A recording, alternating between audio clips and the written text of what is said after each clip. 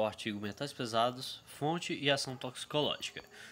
Esse artigo tem por objetivo apresentar as consequências da contaminação de solos por 4 metais importantes e comuns no uso diário. Esse artigo usou como procedimento metodológico uma pesquisa quantitativa descritiva documental, onde o autor parte da premissa de que o excesso de liberação de metais pesados em diferentes ambientes pode chegar ao ser humano e causar efeitos danosos ao seu organismo, devido à toxicidade desses metais, focando nos metais cádmio, chumbo, manganês e mercúrio. Para uma breve introdução, o artigo nos apresenta o conceito de 3 camadas superficiais do solo: a camada superior, conhecida como horizonte A intermediária, que é o horizonte B, e a final, o horizonte C, cada um com suas características. Ele diz também que a utilização de maneira não apropriada de defensivos agrícolas, de águas de irrigação de baixa qualidade e a disposição indiscriminada de resíduos industriais ou domésticos pode provocar o acúmulo no solo de substâncias impróprias àquele horizonte, àquela camada. Como podemos ver aí no gráfico, que contém os contaminantes mais comuns nos solos, com o chumbo em primeiro lugar. Mas o que são metais pesados? Metais pesados são elementos de alta densidade em comparação aos outros elementos comuns. Apresentam densidade igual ou superior a 5 gramas por centímetro cúbico e número atômico maior que 20. A tabela 1 apresenta os valores orientados para cádmio, chumbo e mercúrio em solos no estado de São Paulo. A CTSB não apresenta valores orientados para o manganês. Com isso, vemos que o constante descarte de materiais nocivos tem resultado na sua contaminação e, consequentemente, na contaminação das populações. Com base nessa prerrogativa, a seguir são apresentados os resultados encontrados para os metais cádmio, chumbo, manganês e mercúrio. O cádmio apresenta como as principais fontes naturais a erosão de rochas, principalmente rochas sedimentares e rochas fosfáticas. Também a atividade vulcânica, tanto na superfície como no mar profundo, é um dos principais mecanismos de lançamento do cádmio na atmosfera. Outra fonte natural de emissão do metal ao ar são os incêndios florestais. Já pela ação humana, o cádmio é lançado com a queima de combustíveis fósseis. Ação toxicológica do cádmio. A toxicidade do cádmio é similar tanto em humanos como em animais, por isso ela pode ser avaliada por estudos de investigação experimental em animais. O cádmio pode entrar no corpo humano através dos alimentos, da água ou das partículas suspensas no ar que respiramos, assim como pela inalação da fumaça. Esse metal é considerado um poluente persistente e acumula-se principalmente nos rins e no fígado de mamíferos, provocando irritações graves no estômago, vômitos e diarreias, enfraquecimento dos ossos, tornando-os mais vulneráveis a fraturas e até a morte. O cádmio é considerado pela Agência Internacional para a Pesquisa do Câncer como cancerígeno. Chumbo. As maiores fontes naturais de chumbo são as emissões vulcânicas e névoas aquáticas. É encontrado também em rochas ígneas e metamórficas, sendo liberado dessas após o intemperismo geoquímico, na forma de sulfeto de chumbo. O chumbo é um dos contaminantes mais comuns no ambiente devido às inúmeras atividades industriais que favorecem a sua grande distribuição.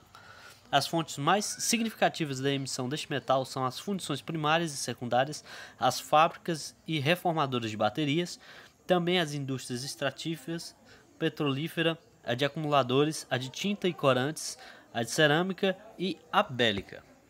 Devido ao seu grande uso na indústria, as ações toxicológicas do chumbo já são bem conhecidas. As vias respiratórias e gastrointestinais são as principais portas de entrada do chumbo no organismo humano, sendo que a poeira, o solo, os alimentos e a água são as formas mais significativas de ingestão.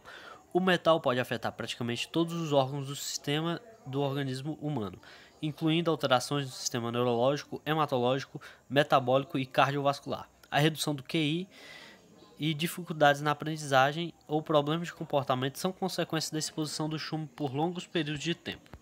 Manganês é um elemento natural que se encontra facilmente nas rochas. Não ocorre em sua forma pura, ocorre sempre combinado com outros elementos, formando novos minérios. Os compostos de manganês podem ser classificados em orgânicos e inorgânicos. Entre as formas inorgânicas inclui-se as que se encontram nos produtos de combustão do escapamento de automóveis ou caminhões e nos que estão presentes na produção de aço ou baterias. As formas orgânicas de manganês são principalmente os aditivos para a gasolina, para as praguicidas e um composto usado em hospitais para se diagnosticar alguns tipos de câncer. Ação toxicológica. O manganês é um elemento essencial para a saúde do ser humano. O corpo humano contém pequenas quantidades do mesmo, porém tem que ser na quantidade certa. Em humanos, o manganês é absorvido no intestino delgado, acabando a maior parte no fígado, de onde se dirige para diferentes partes do organismo. Sua carência nos humanos pode causar perca de peso, fragilidade óssea, dermatite, degeneração do ovário ou testículo e náuseas. Seu excesso em nível de nutriente nos humanos pode causar anorexia, alucinações, dificuldade de memorização, insônia e dores musculares. O manganês em doses elevadas, absorvido tanto oralmente quanto pela epiderme, pode provocar doenças pulmonares e neurológicas. Mercúrio.